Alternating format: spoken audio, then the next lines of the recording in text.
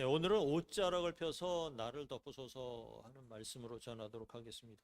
그냥 밤중에 이제 겉옷을 펴서 이불이라고 표현했는데 겉옷을 펴서 잠을 자는 보아스에게 룻이 청혼하는 한 장면입니다. 룻이 과연 그러면 청혼을 하기 위해서 그만한 자격이 있어야 되는데 과연 그런 자격을 갖춘 여인이었을까 하는 것도 우리가 오늘 알아보도록 하겠습니다. 이스라엘에는 고엘 제도가 있었습니다. 레위기 24장과 신명기 24장에 이것들이 기록이 되어 있는데요. 레위기에는 땅 무르기 제도라고 되어 있습니다. 땅 무르기 제도. 그 다음에 신명기에는 형사 취수 제도입니다. 형이 죽으면 형수를 취하는 제도. 그래서 이스라엘에게는 땅이라는 개념이 개인적인 부자나 이런 것을 상징하는 게 아니고요. 하나님의 언약을 성취하는 그런 개념으로서의 땅입니다. 땅이라는 것은. 가나안 땅을 정복한 후에 모든 지파들에게 땅을 다 나눠주었고요. 그 다음에 가족들에게도 골고루 땅을 다 나눠줬어요. 그러니까 어느 누구도 억울하다고 할 수 없을 정도로 땅이 다 분배가 됐습니다. 믿는 사람들에게는 그렇게 다 땅이 분배가 됩니다. 하늘나라에서도 하나님의 나라에서도 우리에게 땅이 이렇게 균등하게 똑같이 분배가 될 것을 믿습니다. 그리고 경계표를 두어서 남의 땅을 침범하지 못하게 했어요. 그래서 경계표를 그걸 쓱 옮기면은 굉장히 중한 범죄로 취급을 할 정도였어요. 그러니까 땅이 굉장히 중요했던 거예요. 하나님께서는 내 백성에게 땅을 주겠다 약속을 하셨고 그렇게 해서 땅이 분배가 됐어요. 가난하건 부하건 다 공평하게 분배가 된 거예요. 근데 사람이 살다 보면 어려운 문제가 닥치기도 하고요. 땅을 팔아서 해결할 수밖에 없는 경우도 있어요. 그런데 그렇게 땅이 팔렸다 하더라도 그 땅은 원래 하나님께서 처음 분배를 했던 그 원래 소유자의 땅입니다. 그냥 땅이라는 것을 땅을 산 사람은 언제까지 그것이 자기의 권리가 있느냐? 희년까지만 권리가 있어요. 그냥 50년 주기로 희년이 다가오는데 희년까지만 권리가 있어요. 그때까지만 농사 짓고 다 할 권리가 있고 그 다음에 희년이 되면은 원래 사람한테 돌아가게 돼 있습니다. 그러니까 판 사람이 만약에 내가 땅을 팔았는데 희년 50년이가 굉장히 길잖아요. 그 사이에 땅을 도로 사서 이제 돌려받으려면 값을 치러야 되잖아요. 그 땅을 사야 되는데 그 땅을 산 사람이 값을 터무니없이 만약에 지금 부동산 시세가 많이 올랐으니까 많이 받겠다 이럴 수가 없는 거예요. 그래서 이제 이 당시에 계산법은 뭐냐 하면은 희년까지의 남은 수에 의해서 땅값이 결정이 된 거야. 그러니까 희년이 가까우면 땅값이 헐값이 되는 거야. 어차피 주인한테 돌아갈 거기 때문에. 그러니까 희년이 50년, 희년 바로 다음 해에 땅을 팔았다면은 그 땅의 가치가 굉장히 높겠죠. 이런 식으로 땅의 가치를 계산을 해서 주인한테 이제 되물리기를 할 수가 있어요. 그러니까 돌려줘야 되는 거예요. 예, 그런데 이제 원래 주인이 없어. 내가 주인인데 희년까지는 너무 많이 남았어요. 오랫동안 남았어. 그렇다면은 땅이 있어야 자기도 농사를 지을 거 아닙니까? 그러니까 땅을 되물리기를 해야 되는데 돈이 없어. 그러면은 가장 가까운 친척이 토지를 사가지고 이 사람한테 돌려주는 제도예요. 이렇게 해서 돌려주는 것을 고엘 제도라고 합니다. 고엘 제도.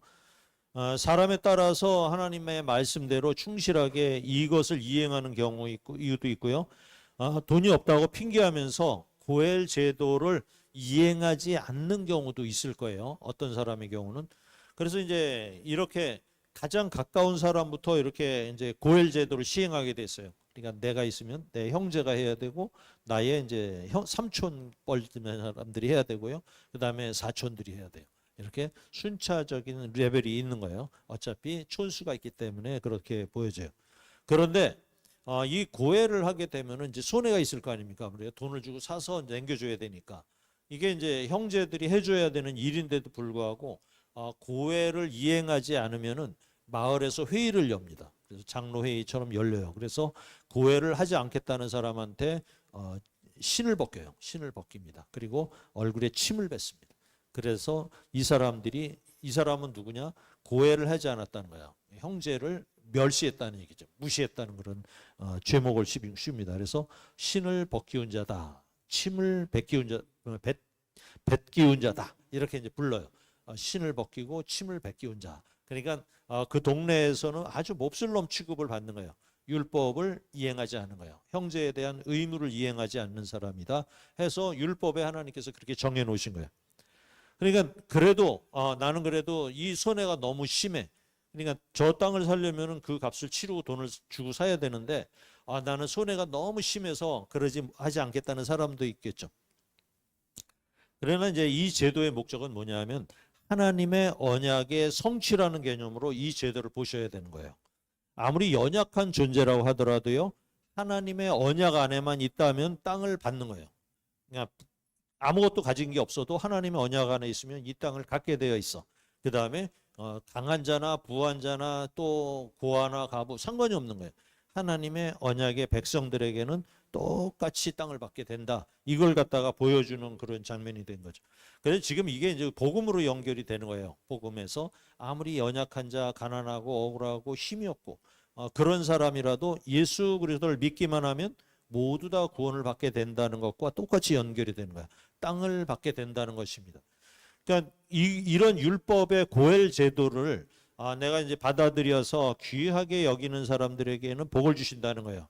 그런데 거기에다가 고엘을 행하는 자들, 그걸 직접 몸으로 체험을 체득하고 몸으로 직접 돈을 들여서 사서 이렇게 물어주고 이런 사람에게는 훨씬 더 큰 복을 주시겠다는 게 하나님의 약속이에요. 그러니까 언약을 지키려는 이 제도가 바로 고엘 제도인 거예요.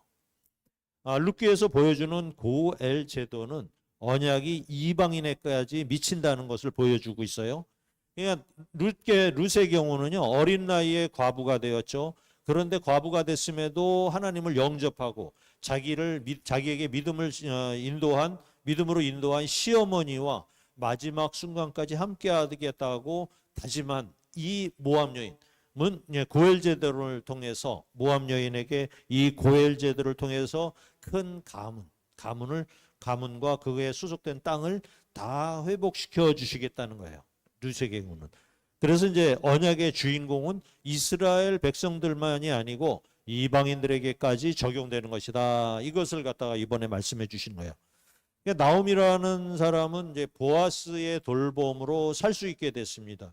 룻이 가서 이렇게 뭐 이삭 죽기라도 하려고 치면은 그냥 일꾼들이 너도 나도 앞장서서 막 나달을 빼서 이것도 집어가라 하면서 주인한테 몹쓸 짓을 합니다. 그러니까 룻에게 막 아부를 하고 막 붙여줘요. 그래서 먹고 사는데 문제가 없게 만들어줘요. 그런데 이제 나오미가 생각한 것은 하나님의 말씀이었어요. 율법이었어요. 하나님의 언약을 생각한 것이에요. 성도들은 무엇으로 사는 것일까? 말씀으로 사는 거예요. 그래서 우리가 기도할 때 언약을 붙들고 기도를 하면 하나님께서는 무조건 들어주신다는 거예요. 하나님 말씀에 이렇게 되지 않았습니까? 하나님 들어주신다고 하지 않았습니까? 하면은 하나님께서 들어주신다는 거예요. 그런데 말씀의 근거도 없이 막 나에게 저 땅을 10배나 뻥 튀기게 해 주옵소서, 집값이 빵 튀게 해 주옵소서 이렇게 하면 안 들어주신다는 거예요. 잘 안 들어주시죠. 그래서 이 고엘 제도는요, 오늘 듣는 이 고엘 제도는 한 여인과 한 남성의 러브 스토리가 아닌 하나님의 언약이 어떻게 실현되는가, 그 다음에 그 범위가 어디까지 해당하는 것을 그런 것을 다루고 있는 거예요. 그러니까 우리도 이방인이었죠. 동쪽 끝, 지구 저 동쪽 끝에 있는 그런 땅, 태평양에 진접한 그런 땅, 더 이상 갈 수 없는 땅에 사는 변방에 살던 우리같이 언약 밖에 있는 이방인들도요, 하나님 나라의 땅을 소망하면서 살 자격이 있다는 걸 보여주는 거예요. 이 스토리가. 그리고 이제 이방 여인을 통해서 예수 그리스도의 계보가 완성되었다는 점이 특이할 만한 사항이에요. 하나님께서 이 땅에 오시는데 그 오시는 루트를 어디를 통하느냐? 이방 여인의 몸을 통했다는 거죠. 이건 굉장한 사건이에요. 그래서 이스라엘이든 이방인이든 하나님의 언약의 대상자들은 모두 땅을 회복하게 된다 하는 얘기를 지금 해주고 있는 거예요. 1절을 보겠습니다. 시작. 룻의 시어머니 나오미가 그에게 이르되 내 딸아 내가 너를 위하여 안식할 곳을 구하여 너를 복되게 하여야 하지 않겠느냐. 룻은 핸디캡이 많은 여인이었죠. 모압이라는 나라의 백성이었고요. 모압이라는 나라는 어떻게 되냐? 영원히 여호와의 총회에 들어올 수 없었어요. 하나님의 율법에 그렇게 정해 있었습니다. 그러니까 남자도 아니고 모압 여인이라면 더군다나 꿈도 아예 꿀 수가 없는 거예요. 하나님의 나라 총회에 들어온다는 것은. 그런데 하나님 여호와를 믿은 후에 예수님을 하나님을 믿고 난 다음에는 자기가 떠나가지고 동족들 젊은 아이들하고 젊은 청년하고 결혼해서 재혼할 수 있는 삶을 버렸잖아요. 그리고 이제 시어머니를 따르기로 했고, 그 다음에 베들레헴에 가니까 또 근근히 하루 벌어 하루 먹는 그런 삶을 택했잖아요. 룻이 따르기로 작정한 것은 하나님의 신실함에 근거를 두고 있다는 사실이에요. 룻은 무엇을 믿었느냐? 하나님의 신실하심에 근거를 둔 거예요. 하나님께서 나를 버리지 않을 것이다라는 그런 것을 믿음으로 갖고 있었다는 얘기죠. 그러니까 하나님은 지금도 살아계시고 언약에 충실하시고 객과 고아와 과부를 긍휼히 여기시고 돌봐주시는 분이다 하는 것을 룻이 마음속으로 깊게 믿고 있었다는 사실이죠. 그러니까 나오미의 생각은 룻을 통해서 여호와의 기업을 재건하려는 것이었어요. 딸과 같은 존재인 룻의 경우도 충분히 자격이 있다라고 나오미가 결정을 한 거예요. 이 여인은 며느리가 아니라 내 딸이다. 이스라엘의 딸이다. 이렇게 결정을 한 거예요. 그냥 안식할 곳은 안정적인 가정을 말하는 거예요. 안식할 곳을 찾아야 되겠다는 얘기는 안정적인 가정을 이루어 주겠다는 거예요. 며느리인데 이런 마음을 먹어요. 며느리에게 새로운 남편을 줘야 되겠다. 그냥 나오미 입장에서는 너무나 고마운 거죠. 두 가부가 계속 이렇게 살 수는 없잖아요. 자기야 결혼을 할 수 없지만 며느리는 결혼을 시켜야 됐다라고 생각을 하는 거예요. 이런 어머니 없겠죠. 그래서 재혼을 통해서 이제 가정을 꾸리게 할 생각이었다는 거예요. 나오미도 룻에 대한 고마움을 이렇게밖에 표현할 길이 없다고 생각한 거예요. 그러니까 자기를 왜 따라왔을까? 너무나 고마운 거죠. 어머니 하면서 무슨 얘기하면 다 그냥 순종하는 그런 룻에 대해서 고마움을 이렇게 표현한 거죠. 그래서 어떻게 이제 그 나오미가 작전을 짜는가? 오늘 그 얘기를 계속하고 있어요. 2절 시작. 내가 함께하던 하녀들을 둔 보아스는 우리의 친족이 아니냐. 보라, 그가 오늘 밤에 타작 마당에서 보리를 까불리라. 룻은 이제 보아스의 하녀들과 함께 이삭 줍기를 했어요. 그러니까 보아스가 보기에는 그렇잖아요. 우리도 이렇게 딱 봤을 때 내가 더 누리고 있는 하녀들이 더 좋겠습니까? 룻이라는 이방 여인이 더 높게 보이겠습니까? 당연히 룻이 하녀보다도 못한 존재로 볼 수가 있겠죠. 그래 우리도 그렇게 볼 거 아닙니까? 다문화 가정에서 이렇게 오는 사람들하고 비교를 해서 아무래도 생각은 조금 차등을 두지 않을까 생각이 들어요. 그럼에도 불구하고 나오미는 룻을 가족으로 인정하고 계획을 이제 차근차근 착수해 나가고 있어요. 그렇게 자격이 없는데, 그러니까 모함 여인이라 자격이 없는데 이 이스라엘 백성으로 인정하는 이 모습, 이게 바로 이제 자격이 없는 나를 인정하는 모습. 그거는 우리 예수 그리스도의 모습과 같다고 볼 수가 있겠죠. 우리는 하나님의 나라에 갈 자격이 없었어요. 원래부터 이스라엘 사람이 아니었기 때문에. 근데 우리가 주님을 믿는 믿음으로 인해서 하나님 나라에 갈 자격을 얻은 것과 같다는 얘기예요. 예수 그리스도의 십자가에는 그런 능력이 있다는 것입니다. 모함 여인 룻이 아무 자격이 없음에도 불구하고 구원의 반열에 들어선 것은 하나님을 믿는 믿음으로 그 믿음을 인정하게 되었다는 사실 때문이죠. 3절 시작. 그런즉 너는 목욕하고 기름을 바르고 의복을 입고 타작마당에 내려가서 그 사람이 먹고 마시기를 다하기까지 그에게 보이지 말고 그가 누울 때 너는 그가 눕는 곳을 알았다가 들어가서 그의 발치 이불을 들고 거기 누우라. 그가 내 할 일을 내게 알게 하리라 하니. 그러니까 우리 이제 조선 같은 경우, 이제 한국 같은 경우는 이제 유교적인 문화 때문에 이런 나오미가 하는 이런 행동이 다소 좀 무례하고 부도덕한 것처럼 보이는 행동을 갖다가 우리가 이제 생각할 수가 있겠죠. 또 그런 행동을 요구를 해요. 더군다나 룻은 이제 자기 며느리가 아닙니까? 며느리는 끝까지 자기 죽을 때까지 부려 먹어야 되는데 이런 생각을 하는 거예요. 룻에 대한 나오미의 사랑이 모든 것을 뛰어넘습니다. 그러니까 목욕하고 기름 바르고 의복을 입는 것은 새 신부로 단장을 하는 거예요. 이제 작전에 돌입한 거예요. 그러니까 숨어 있다가 몰래 있다가 보아스가 어디에 눕는 거를 확인하라는 거예요. 그래서 한밤중에 잠이 들게 되면은 슬며시 발치 이불을 들고 누우라는 거예요. 그 안으로 들어가라는 얘기죠. 나오미는 보아스의 인격을 믿었던 거예요. 잘 알고 있었어요. 그리고 믿었어요. 보아스는 반드시 이 여인을 책임질 것이다라는 생각을 하고 있었던 것이죠. 전에 한번 타작마당 그림 보여드린 적 있나요? 타작마당이라서 별도 공간이 있고 그 다음에 포도주 틀이라서 이렇게 푹 파여져 있는 틀, 그 사진으로 한번 보여드린 적이 있을 거예요. 약 뭐 이 정도 공간 되겠죠. 우리 교회보다 좀 넓은 이런 공간에 털을 막 닦아서 이제 추수할 곡식단을 이제 옮겨와요. 이게 타작마당인데 타작을 해요. 타작을 막 하죠. 도리깨 같은 걸로 치기도 하고 아니면은 이렇게 머리빗 같은 걸로 싹싹 긁기도 하고 뭐 이랬겠죠. 곡식 이제 알곡과 쭉정이를 다 분리하는 곳이에요. 그렇게 해서 바람이 불면 이제 쭉정이는 날아가고 곡식은 밑에 떨어지겠죠. 그러니까 바람이 잘 통하는 곳이 타작마당이에요, 거의. 땅 주인은 그 베는 것보다도 오히려 이 타작마당에 관심이 많았겠죠. 얼마나 수확하는지 막 떨고 나면은 막 모이는 곡식을 볼 수가 있으니까. 그냥 주인이나 이제 그 종업원들이나 모두가 다 이걸 보면서 즐거워했을 거예요. 그러니까 이런 곳을 지키기 위해서 주인이 직접 지키기도 하고요. 잠도 자기도 해요. 그러니까 보아스도 마찬가지로 보리땅 근처에서 잠을 잔 것처럼 보여요. 그러니까 이 소중한 공간이에요. 거기에 이제 내 재산이 다 들어있고 1년 동안 먹을 양식이 다 나오니까. 그러니까 외부인의 출입은 금지했겠죠. 허락된 사람만 들어오게 만들었겠죠. 5절 6절입니다. 시작. 루시 시어머니에게 이르되 어머니의 말씀대로 내가 다 행하리이다 하니라. 그가 타작마당으로 내려가서 시어머니의 명령대로 다 하니라. 룻은 이 나이로 봤을 때 이때 보통 결혼한 13살, 15살 되면 결혼을 하거든요. 남편 죽고 한 10년 정도 됐으니까 한 20대쯤으로 보여요. 제가 보기에는.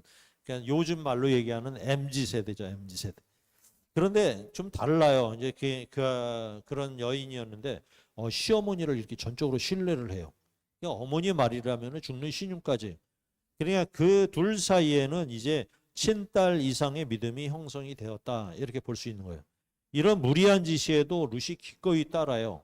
그러니까 룻에게도 훌륭한 점이 바로 여기에 있어요.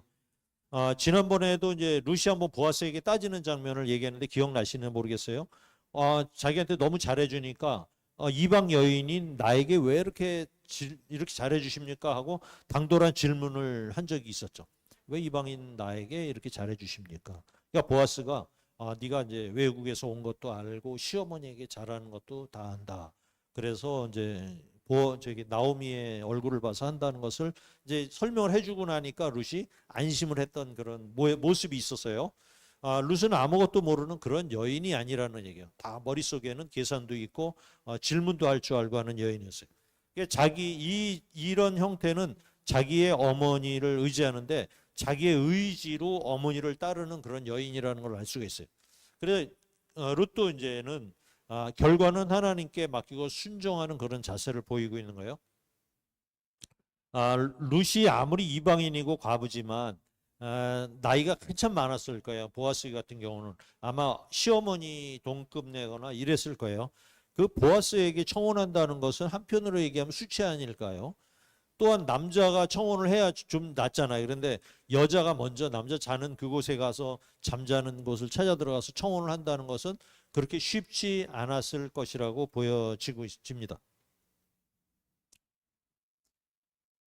예수님의 족보에 들어간 여인들이 이런 수치를 무릅쓰고 대를 이었던 여인들이에요. 대부분 여인들의 모습이 그랬잖아요. 유다의 며느리 다말도 그런 여인이었죠. 다말이 또 남편이 죽었어요. 그래 유다의 아들이 죽었는데 죽고 이제 그 동생이 대를 잇기 위해서 그걸 고엘이라 그랬죠. 그 형사 취수제를 하려는데 그놈이 또 개인 욕심을 부리다가 죽고 말았죠. 그 유다 가문이 이제 대를 이을 방법이 없어진 거예요. 그러니까 셋째는 있지만 나이가 너무 어렸고. 그러나 이제 다말은 유다를 통해서 이제 예수 그리스도의 탄생이라는 언약을 이행하기 위해서 창녀로 변장하고 시아버지 유다의 아이를 낳았다는 거예요. 그래 성경을 이렇게 읽으면은 이거는 폐륜적인 사건이잖아요. 말도 안 되는 이야기인데도 성경은 이걸 잘못했다고 얘기를 하지 않아요. 오히려 대를 이은 이를 통해서 다말이 예수 그리스도의 족보에 드는 훌륭한 여인으로 기록이 되었다는 거예요. 자신의 치욕과 수치를 감내하고서라도 하나님 나라를 이어가는 것, 언약의 물줄기를 이어가는 이 여인을 더 훌륭하게 취급을 했다는 사실이죠. 7절입니다. 시작. 보아스가 먹고 마시며 마음이 즐거워 가서 곡식단 더미의 끝에 눕는지라 룻이 가만히 가서 그의 발치 이불을 들고 거기 누웠더라. 밤중에 그가 놀라 몸을 돌이켜 본즉 한 여인이 자기 발치에 누워 있는지라. 룻이 단장하고 숨어 있다가 이제 나오미가 시키는 대로 해요. 보아스가 이제 깊은 잠이 들 때를 기다려서 보아스의 이불을 슬쩍 들고 눕습니다. 그러니까 보아스도 이제 뒤적거리다가 발끝에 뭐가 턱 걸릴 거 아닙니까? 그래서 깜짝 놀라서 이제 이게 뭐야 하고 쳐다봤어요. 아마 기절하는 줄 알았을 거예요. 예쁜 여자가 거기 와서 그냥 소복을 입고 머리 풀어헤치고 이렇게 있으면 얼마나 놀랐을 것입니까? 그냥 깜짝 놀랐을 거예요. 어두컴컴한 밤에 여인이 밑에 누워 있어. 상상이 가십니까? 보아스가 너는 누구냐? 하고 이제 물어보겠죠. 봅시다. 9절 시작. 이르되 내가 누구냐 하니 대답하되 나는 당신의 여종 루시오니 당신의 옷자락을 펴 당신의 여종을 덮으소서. 이는 당신이 기업을 물을 자가 됨이니이다. 룻이 이런 행동을 하는 이유를 뭐라고 됩니까? 당신이 기업 물을 자라는 거예요. 이거 어디 나오는 얘기죠? 하나님이 율법에 나오는 얘기예요. 율법에 하나님께서 강제라고 규정한 내용이고요. 이를 시행하기 위한 행동이라는 거예요. 나는 하나님의 말씀대로 한다라고 얘기를 하는 거예요. 이렇게 얘기하는 것도 상당히 당돌한 얘기죠. 그래서 이제 당신의 옷자락을 펴서 이 당신의 여종을 덮으라는 거예요. 우리를 보살피라, 우리를 책임져라, 또 나의 결혼 청혼을 받아달라. 이 얘기랑 똑같은 얘기예요. 청혼이. 하나님과 인간의 관계를 정의할 때도 큰 날개를 펴서 우리를 덮으시고 하나님의 큰 손과 편팔을 벌려서 우리를 지켜 보호해달라고 우리가 기도하잖아요. 성경에 나오죠. 똑같은 얘기예요. 불꽃 같은 눈동자로 우리를 지키시고 보호해 주십시오라고 우리가 기도하잖아요. 이것도 성경에 나오는 얘기예요. 이게 다 하나님의 말씀을 얘기하는 거죠. 그러므로 이제 룻은 보아스에게 하나님께서 우리를 지키듯이 자신과 나오미를 지켜달라고 하는 거예요. 이거는 당신의 의무라는 거예요. 의무가 이제 하나님의 율법에 나와 있기 때문에. 이 보아스라는 사람은 우리가 이제 그동안에 본 경험으로 봤을 때도 가뭄이 들었는데 이 엘리멜렉은 다 도망을 갔지만 그래도 마을에 남아가지고 많은 사람들을 구제하고 도와주며 선한 영향력을 행사해서 마을 사람들이 먹고 살게 해주었던 사람이에요. 그런데 이 룻의 행동은 예상 밖이죠. 나이 차이가 그렇게 많은 나이, 아버지 뻘이기도 하며, 그 다음에 가령 보아스가 룻이 이제 룻을 아내로 맞을 마음이 있다 하더라도 보아스의 입장에서는 그렇게 얘기할 수가 없잖아요. 딸 같은 여인인데 이게 실행하기 사실 어려운 측면이 있었어요. 보아스도 그런 마음은 있을 수도 있었겠지만은 그것을 그렇게 직접적으로 하기는 굉장히 어려운 측면이 있었다는 거예요. 그 다음에 이 젊은 여성이 내가 돈이 더 좋다 그래가지고 시집을 가겠습니까? 그러니까 돈보다는 남자 중에 뭐 잘생기고 그냥 키도 크고 그런 사람들하고 결혼하고 싶지 시어머니가 중재하는 늙은 총각에게 가고 싶었겠습니까? 그런데 이 룻이 모든 것을 다 감내하고 과감하게 보아스에게 청을 넣은 거예요. 이 장면이. 보아스는 이런 룻의 행동에 대해서 이해를 했던 거예요. 말씀을 기반으로 고해를 이행하라는 청을 함부로 거절할 수가 없었습니다. 이렇게 얘기를 해요. 10절 봅시다. 시작. 그가 이르되 내 딸아 여호와께서 내게 복 주시기를 원하노라. 내가 가난하건 부하건 젊은 자를 따르지 아니하였으니 내가 베푼 인애가 처음보다 나중이 더하도다. 그리고 이제 내 딸아 두려워하지 말라. 내가 내 말대로 내게 행하리라. 내가 현숙한 여자인 줄을 나의 성읍 백성이 다 아느니라. 보아스와 룻에게 공통적으로 쓰이는 용어가 있는데 현숙한 자다라는 개념이 쓰여져 있어요. 그래서 현숙한 여인에 대해서는 이제 잠언 31장에 이렇게 기록을 하고 있어요. 산업이 핍절치 않게 만든다. 그 다음에 가난한 자에게 선을 행한다. 또 남편을 존귀케 만든다.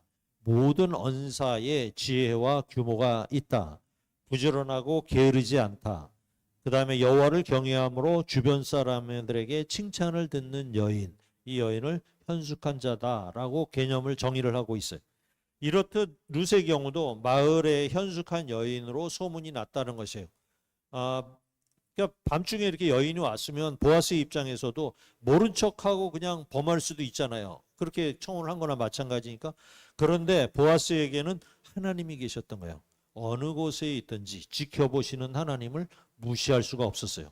또 뭐 이렇게 우연히 그냥 이렇게 범하고 나서 욕망이 끌어서 그런 거 어떻게 합니까? 이렇게 핑계할 수도 있는데 보아스는 끝까지 믿음으로 행동을 했던 사실이죠. 이런 사람 성경에 또 있었죠. 요셉 생각나시죠? 보디발의 아내가 모든 사람을 다 내보내고 집을 싹 비우고 요셉과 단둘이 있는 그런 경우를 딱 만들어놔요. 환경을 만들어요. 그리고 본격적으로 요셉을 유혹을 합니다. 이게 막 그냥 유혹을 해요. 아무도 보는 사람도 없고 알 사람도 없어요. 유혹이 시작되었을 때 요셉은 유혹에 넘어가도 문제가 될 게 없었어요. 왜냐하면 여주인이 시키는 대로 했을 뿐이니까 사실은 문제될 것도 없었어요. 그런데 요셉은 누굴 바라봤습니까? 하나님을 본 거예요. 자신을 보고 있는 하나님을 바라본 거예요.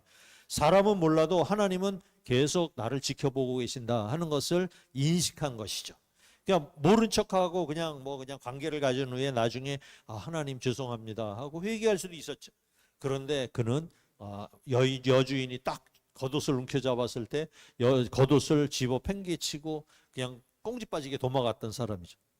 그냥 보아스의 훌륭한 점도 이제 이런 모습에서 보인다는 거예요. 그냥 먼저 결혼을 하고 교회를 시행한다고 한들 문제될 것이 사실 없어요. 다른 친척이 있다고 해도 내가 먼저 교회를 한다고 해도 문제 삼을 사람이 없었을 상황이었던 거예요. 그리고 또 이 보아스가 하는 얘기 중에 처음 베푼 인애라는 얘기가 나와요. 처음 베푼 인애는 시어머니를 따라서 여기까지 온 행동을 얘기하는 것이고요. 나중에 베푼 인애가 더 크다고 얘기를 하잖아요. 이거는 자기에게 청혼한 것을 얘기하는 거예요. 그러니까 룻이 자기만 위하고 그렇게 산다면은 그대로 그냥 거기 동네에서도 보아스 얘기 안 하고 나이 든 사람한테 안 간다 그래서 거절할 수 있잖아요. 그리고 이제 계속 살다가 젊은 청년하고 눈이 맞아서 결혼하여서 새로운 가정을 꾸미는 것도 문제될 것이 사실 없어요. 그런데 룻은 언약의 땅을 믿었고요. 보아스에게 고엘 신청을 하고 그 다음에 망한 가족을 다시 살릴 기회를 만들겠다 하는 그런 생각을 했던 것입니다. 그러니까 보아스는 이런 룻의 생각에 대해 굉장히 깊은 생각에 대해서 경의를 표현을 했던 것이에요. 그래서 처음 인애가 나중 인애가 처음 인애보다 크다라는 표현을 했던 거예요. 12절 참으로 나는 기업을 물을 자이나 기업 물을 자로서 나보다 더 가까운 사람이 있으니라. 그런데 이렇게 따지고 보니까 친족 중에서 더 가까운 친척이 하나 있었던 모양이에요. 근데 나오미는 이걸 몰랐던 것 같아요. 근데 보아스는 이제 멀찌감치 같은 집안 식구들이니까 자세히 알고 있었어요. 그러면 이미 이제 고엘 신청을 받았지만 그나마 이제 문제가 될 만한 것을 모두 다 제거하고 그 다음에 고엘을 이행하겠다 하는 태도를 보여요. 위기의 상황이죠. 만약에 다른 친척이 고엘을 이행한다면 어떻게 할까요? 그냥 이 또한 이제 하나님의 신실하심을 믿고 해결해 주실 것을 믿는 수밖에는 방법이 없었겠죠. 이게 성경에 보면은 스토리가 딱 진행이 되다가 갑자기 어디서 탁 막히는 일이 계속 스토리에 있어요. 사람 사는 삶도 마찬가지죠. 잘 나가는 것 같은데 언제 꽉 막히는 때가 있어요. 그런데 이 막히는 해결되는 것을 보여주지 않고 다른 문제가 등장함으로써 이 극적인 반전을 기대하게 만드는 그런 재미가 좀 있는 거죠. 13절이에요. 시작. 이 밤에 여기서 머무르라. 아침에 그가 기업 물을 자의 책임을 내게 이행하려 하면 좋으니 그가 그 기업 물을 자의 책임을 행할 것이니라. 만일 그가 기업 물을 자의 책임을 내게 이행하기를 기뻐하지 아니하면 여호와께서 살아계심을 두고 맹세하노니 내가 기업 물을 자의 책임을 내게 이행하리라. 아침까지 누워 있을지니라 하는지라.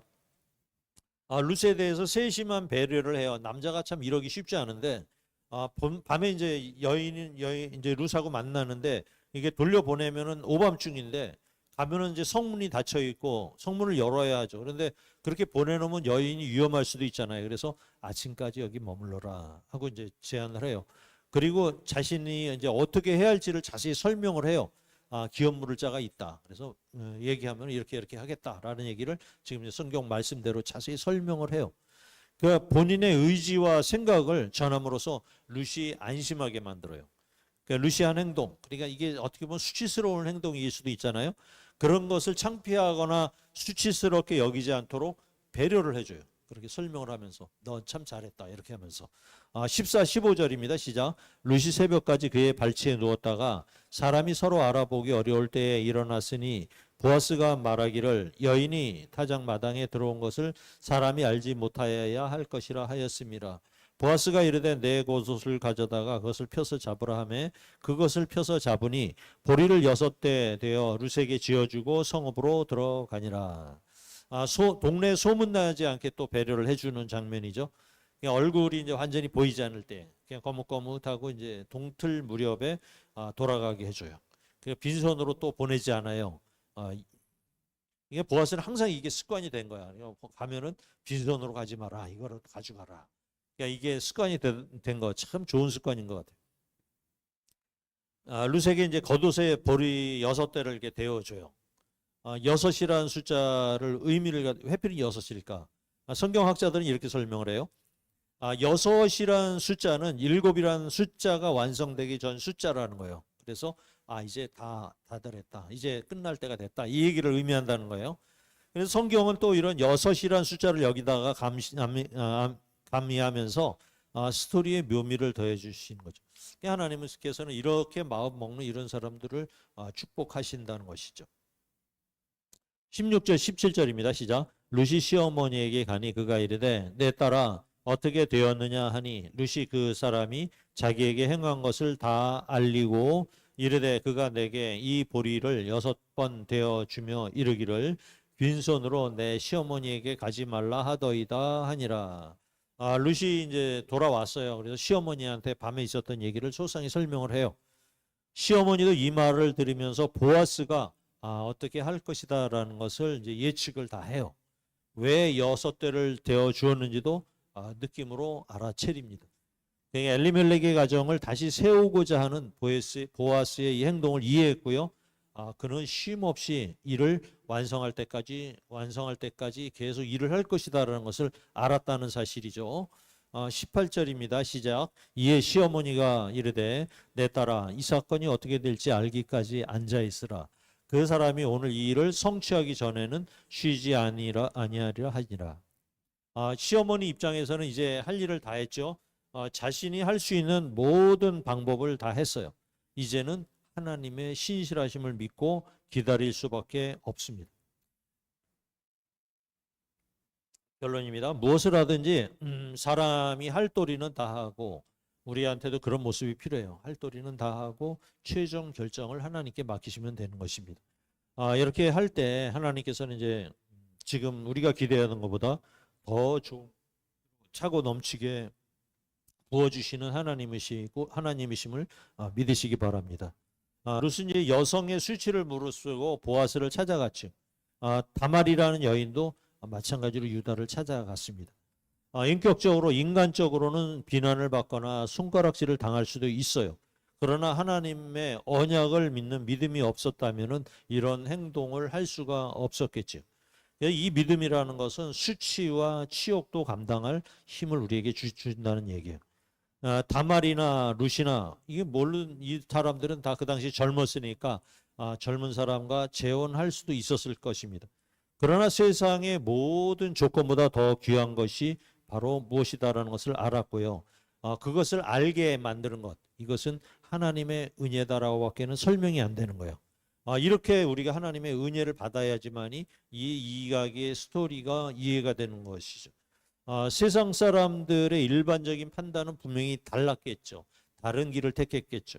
그러나 하나님의 언약을 기반으로 이렇게 판단하는 사람을 우리가 뭐라 부르냐? 저 사람은 예정된 사람이다. 이렇게 불러요. 그 다음에 성도다. 그렇게 부릅니다. 세상 사람들의 가치와 다른 가치를 가지고 사는 사람. 이것이 바로 하나님이 택하신 사람들이라는 거예요. 이런 수치를 무릅쓰고 오신 분이 있어요. 누구시죠? 바로 예수 그리스도이세요.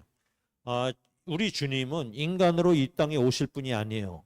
그분은 우리를 창조한 창조이십니다. 세상을 물로 심판하시고 불로 심판하실 분이에요. 지렁이보다도 못한 우리를 찾아오셔서 인간으로서는 도저히 감당치 못할 치욕을 겪으신 분이십니다. 이는 오로지 우리에게 땅을 주시기 위함인 거예요. 처음 창조의 목적을 회복시키기 위함인 거예요. 우리에게 처음 주었던 이 에덴 동산을 회복시키기 위함이라는 거예요. 그래서 하나님과 막힌 담을 헐어버리고 하나님께로 갈 길을 열어주기 위함이었던 것이죠. 우리 주님은 더한 것을 당하셨죠. 채찍에 맞아서 살점이 뜯어지는 고통을 겪으셨어요. 손과 발에 못이 박히는 엄청난 고통을 받으셨어요. 또 벌거벗겨져 십자가에 달리는 수치를 겪으셨습니다. 옆구리를 창으로 찔리는 고통 속에 뱃속에 있는 물이 피와 분리가 돼서 쏟아져 나왔던 분이에요. 우리 주님의 치욕과 고통은 수치는 누구를 위한 것입니까? 바로 여러분을 위한 것이에요. 이런 고통과 수치가 없었다면 우리는 지금 여기에 없었을 것입니다. 하나님의 나라를 소망하지 못하면서 살고 있을 것입니다. 아직도 우리는 죽음을 두려워하며 세상의 것을 바라보며 살고 있었을지 모릅니다. 다말이나 룻의 이런 결단을 통해서 예수 그리스도께서 우리에게 오셨다는 사실이에요. 룻의 사건은 하나님의 나라를 회복시켜주는 그러한 예표라고 보여집니다. 우리가 잃어버린 땅을 다시 찾는 예표가 되는 것이 바로 룻의 이 사건이 되는 것입니다. 우리에게 주신 하나님의 나라를 회복시키시고 하나님의 백성이 되게 만드신 것입니다. 이로 인해서 우리 믿음의 공동체가 다 회복이 되고요. 주님의 나라가 이 땅, 곧 우리 부천광교회를 통해 이루어질 것을 보여주시는 것을 믿으시는 여러분들이 되시기를 축원드립니다. 아멘.